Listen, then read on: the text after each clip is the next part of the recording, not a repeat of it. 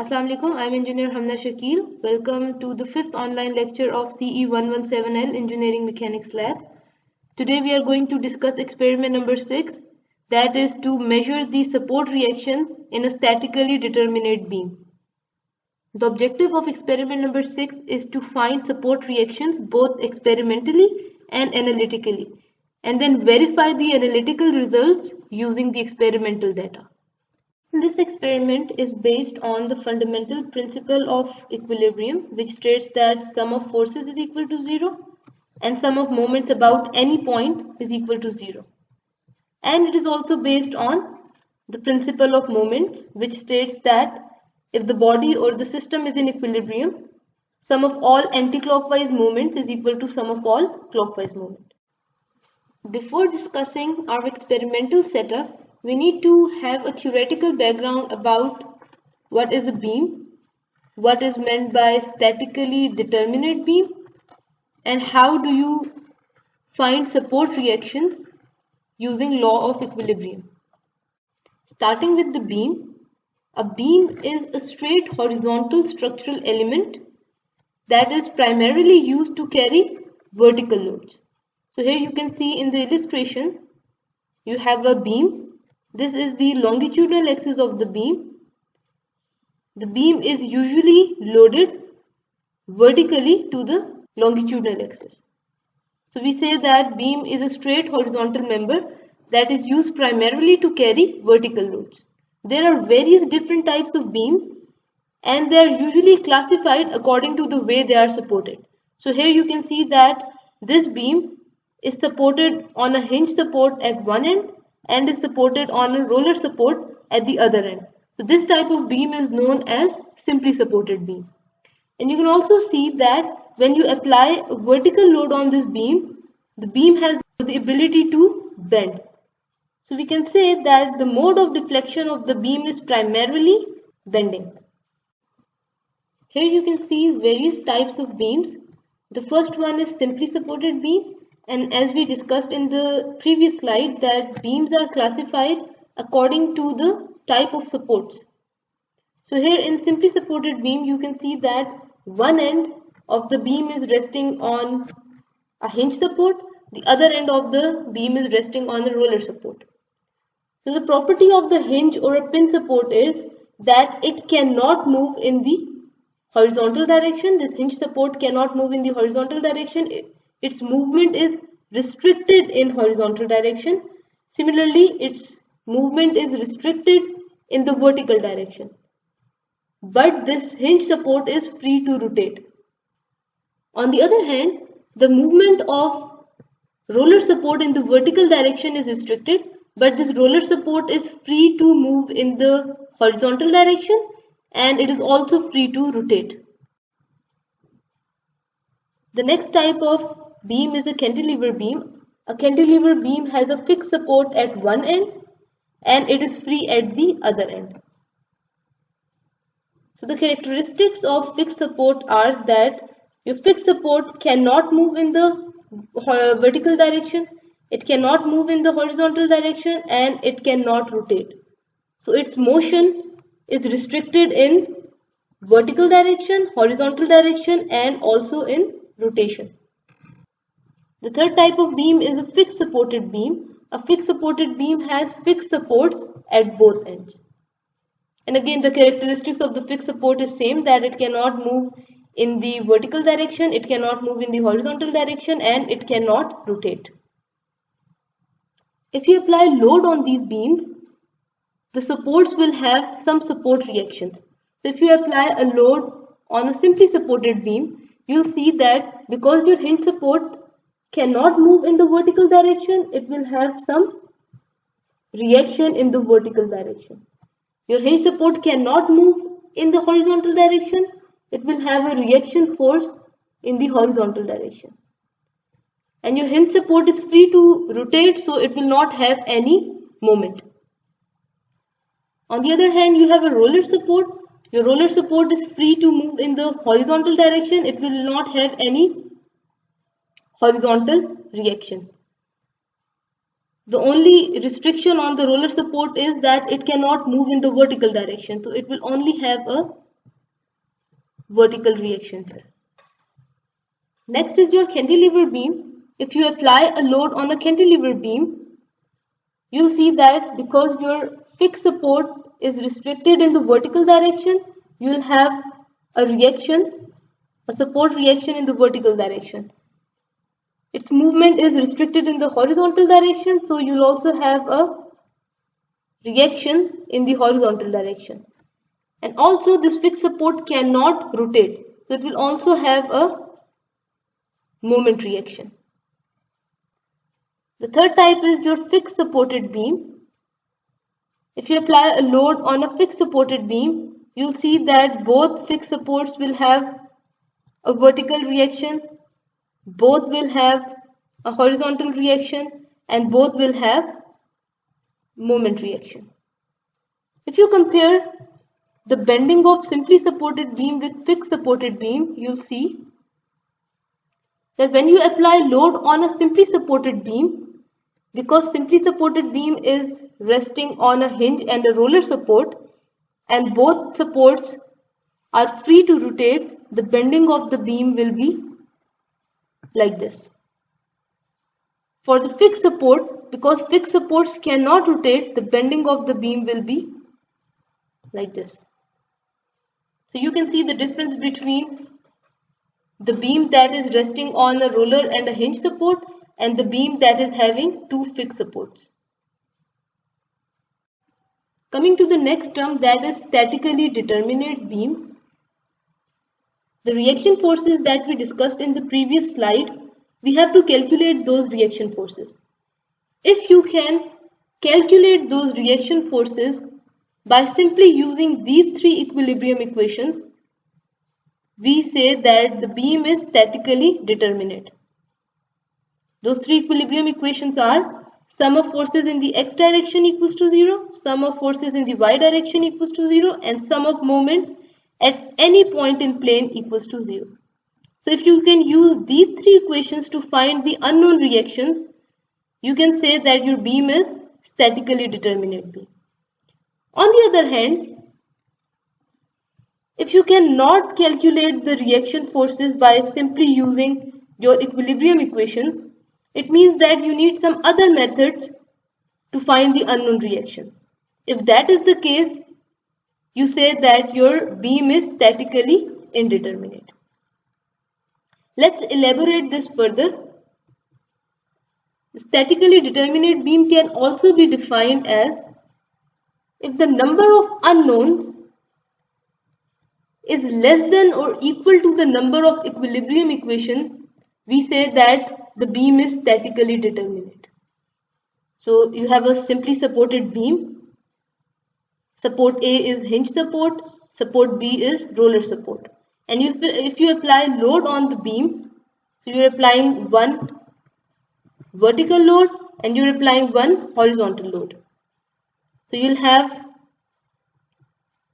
three reactions, two reactions on the hinge support, one in the vertical direction, one in the horizontal direction, and one in the vertical direction on the roller support. So you have three reaction forces. These reaction forces are unknown. You have two applied forces and you have three equilibrium equations. So you have sigma fx equals to 0, sigma fy equals to 0, and sum of moment at any point equals to 0. So here you can see that you have three number of unknowns. You have three number of equilibrium equations. So number of unknowns are less than and equal to number of equilibrium equation. In this case they are equal to, but even if they are less than the number of equilibrium equations, still you will call your beam as statically determinate beam. So this beam is statically determinate beam. If the number of unknowns is greater than the number of equilibrium equations, we call our beam as statically indeterminate beam. So here you can see that you have a beam that is having a fixed support at one end and is having a hinge support at the other end. If you apply load on the beam, so you are applying one vertical load and one horizontal load, So you're applying two loads, two known forces on the beam. You'll have 5 reactions. 3 reactions at the fixed support, vertical, horizontal and moment, and you'll have 2 reactions on the hinge support. So you have a total of 5 unknowns. So you have 5 reaction forces, 5 unknowns. And the number of equilibrium equations that you have, that is 3. So now number of unknowns equals to 5, number of equilibrium equation is equal to 3. So number of unknown is greater than number of equilibrium equations. So this type of situation or this case is known as statically indeterminate case, and your beam is known as statically indeterminate beam. So let's try to understand why we cannot solve or why we cannot find the reaction forces if the number of unknown is greater than the number of equilibrium equation. For that we have to take help from simultaneously linear equation. So let's say you have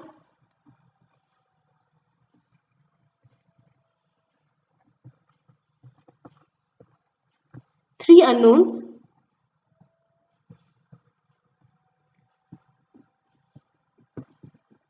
and you have only two available equations.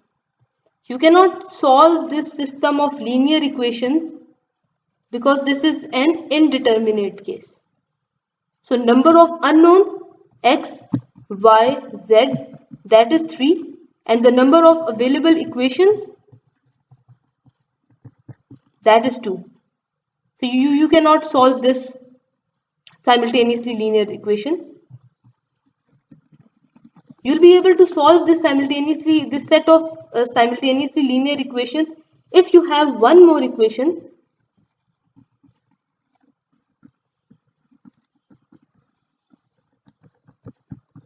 So now you have three unknowns and you have three equations. Now you can easily solve this set of simultaneously linear equations and can find the values of x, y and z. Now this case has become statically determinate case. Now we have a clear understanding of what a statically determinate beam is. Now we can discuss the experimental setup that we can use to find the support reactions experimentally. So the apparatus that we are going to need is some weights, sliding hooks, spring balance and a simply supported beam. You will arrange that beam in a way that it becomes a simply supported beam. So here is the setup. Here you can see that you have a beam. This beam has grooves on the top. And here you can also see the sliding hooks. These hooks can be slided over the beam and you can fix these hooks in any of the groove. So this is your setup to support this beam here in a way that it becomes a simply supported beam. And here you have two spring balances attached. Let's start with the procedure. The first step is to label your spring balances. Let's call one as A and the other one as B. Next step is to place your beam on the spring balance. When you place your beam along with the hooks on the spring balance, you'll see that both spring balance will show some initial reading. This initial reading is because of the self-weight of the beam and the weight of the hooks. After that, you can slide your hooks to any of the grooves you like and apply certain weights on both the hooks. When you apply weights on the hooks, you'll see that the value of the spring balance has changed from E to S. So the initial value E, that was because of the self-weight of the beam, that was because of the weight of the hooks, and maybe because of certain initial error. And this S reading is because of the self-weight of the beam plus the weight of the hooks plus whatever error your spring balances had plus W1 and W2. So if you want to find the reaction of the spring balances purely because of W1 and W2. You can find that by subtracting this initial value from the final value. After that, you have to select any one end of the beam. So here I am selecting A, and you have to find, or you have to measure this length L1, that is the distance between the applied weight 1 and end A, and you have to find the length between the applied weight 2 and end A. After that, whatever data you have recorded, you have to fill it in the table.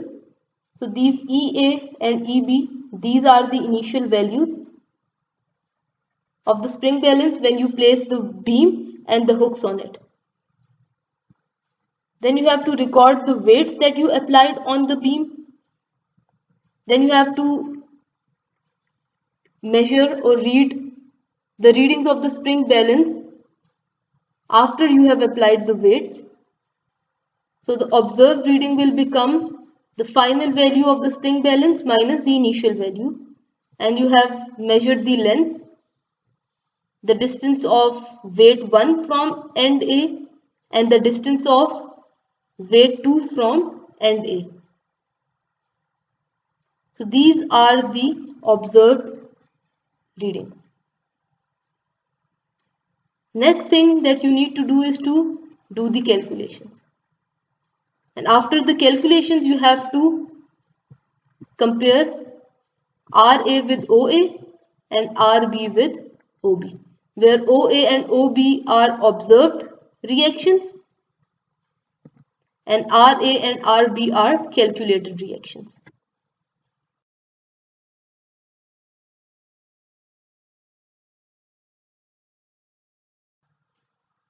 For calculations, you have to do beam idealization, and here we are going to use simply supported beam to represent our system.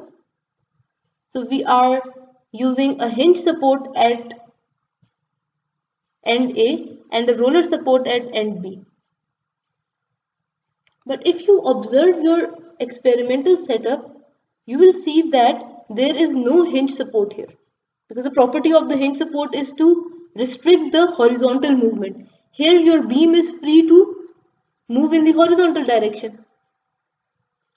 Your beam can easily sway. So while doing the experiment, you have to be very careful that you do not apply any sort of horizontal forces on the beam. You will only apply vertical loads on the beam, and you have to make sure that your beam is perfectly horizontal, and you can make sure of that by using a level tube or bubble level, and you have to make sure that your beam is perfectly horizontal. If you make sure that there is no horizontal force being applied in the experimental setup, then you can easily idealize your beam as a simply supported beam. So here you have to apply two vertical loads here.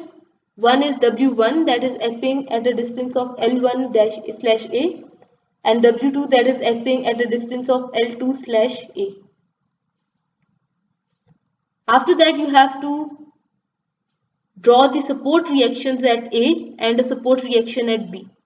So you will be having a vertical support reaction at A and a vertical support reaction at B. The horizontal support reaction at A will be equal to 0 because we are not applying any force in the horizontal direction. So here you have two unknown reactions, RA and RB, and you have two equilibrium equations, that is sigma Fy equals to 0 and sigma m equals to 0.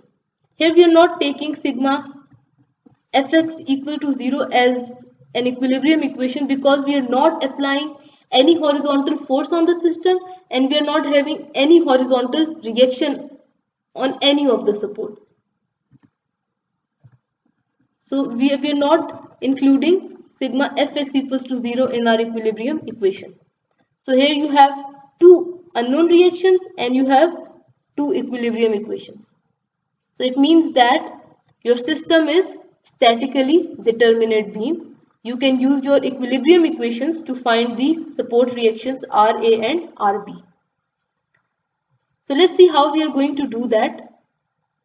First, let's take sigma Fy equals to 0.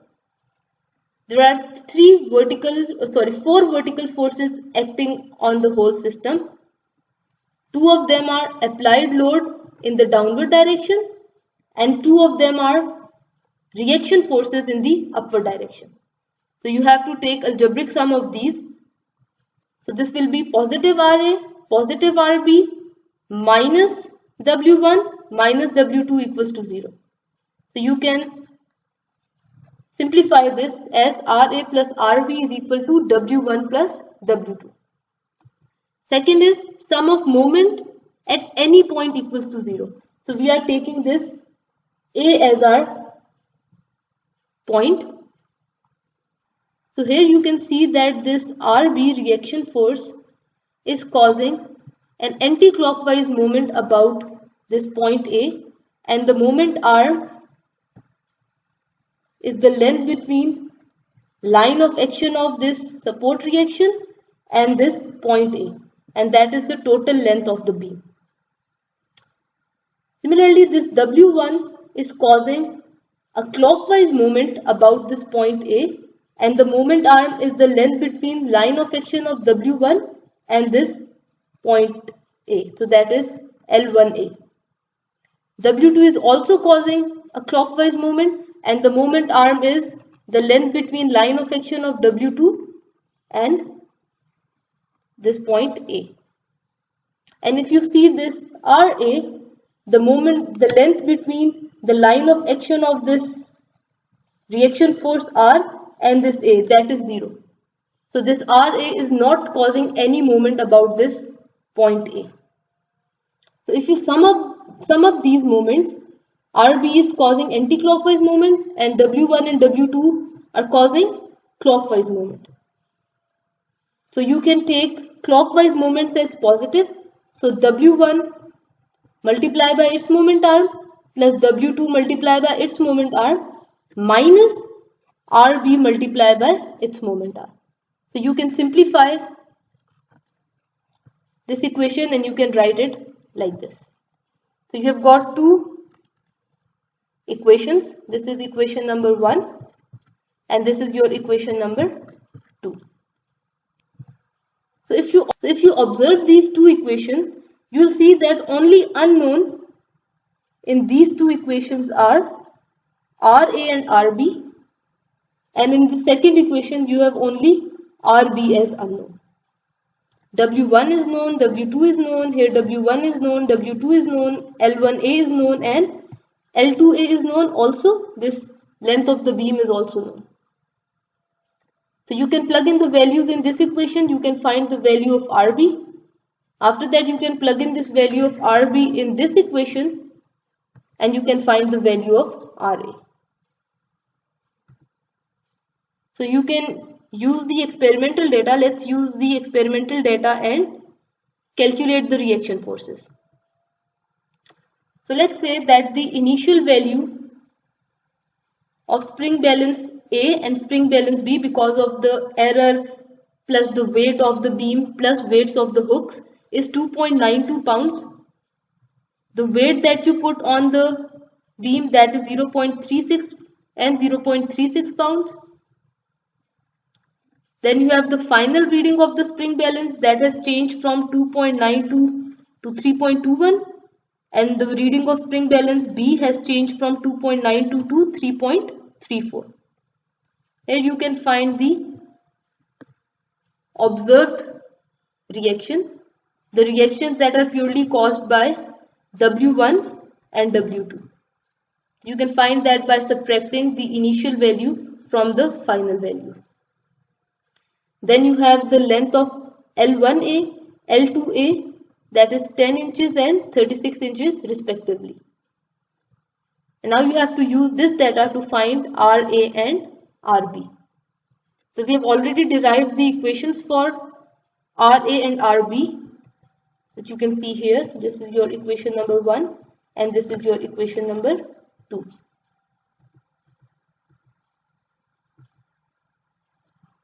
Right? So here I have again shown equation number 1 and equation number 2. Let's plug in the values. So W1 and W2, they were equal to 0.36 and 0.36. So your equation will become RA plus RB is equal to 0.72. Similarly, you have to put values in this. So W1 was 0.36, L1A was 10 inches, W2 was 0.36, L2A was again L2A is 36 inches, and the total length of the beam is 40. So you can make the correction, this is not 37, this is 36 inches. And the total length of the beam is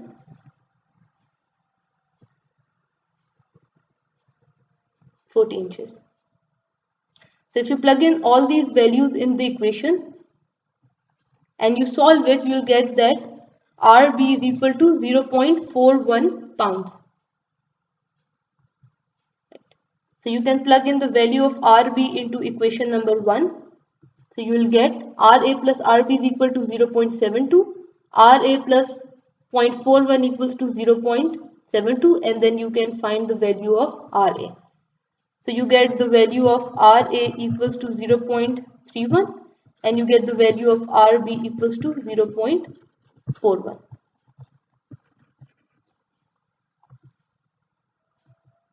So you can plug in the values here. So here you have RA and here you have RB. And now you have to find the error. The percentage error, the formula for percentage error is equal to measured value minus calculated value divided by calculated value. So for the first one, for spring balance A, the measured value is 0.29 and the calculated value is 0.3. So you can find the error by plugging the values in the formula. So 0.29 minus 0.3 divided by 0.3 into 100. So you will get the percentage error for A. Similarly, to find the percentage error of B, you can use this 0.42 as measured value and 0.41 as calculated value. Right? So you will get the percentage error for A is minus 3.33 and percentage error for spring balance B or the support B, that is 2.43%. So this will conclude your experiment number 6. So this is your class activity. You have to solve this problem. Here the load applied will be equal to your roll number and the load is applied at an angle of 30 degrees. It means that this P load has some vertical as well as some horizontal component. So it means that hinge support will have both horizontal and a vertical component, and roller support will only have a vertical reaction. So you have to apply law of equilibrium. So here sigma fx equal to 0 is also applicable, sigma fy equal to 0 is also applicable, and sum of moment equal to 0 is also applicable. So you can use these 3 equilibrium equations to find these 3 unknown reactions, and because the number of unknown reactions and the number of equilibrium equations, they are equal, so this is your statically determinate beam. The solution of this class activity will be uploaded on Google Classroom after submission.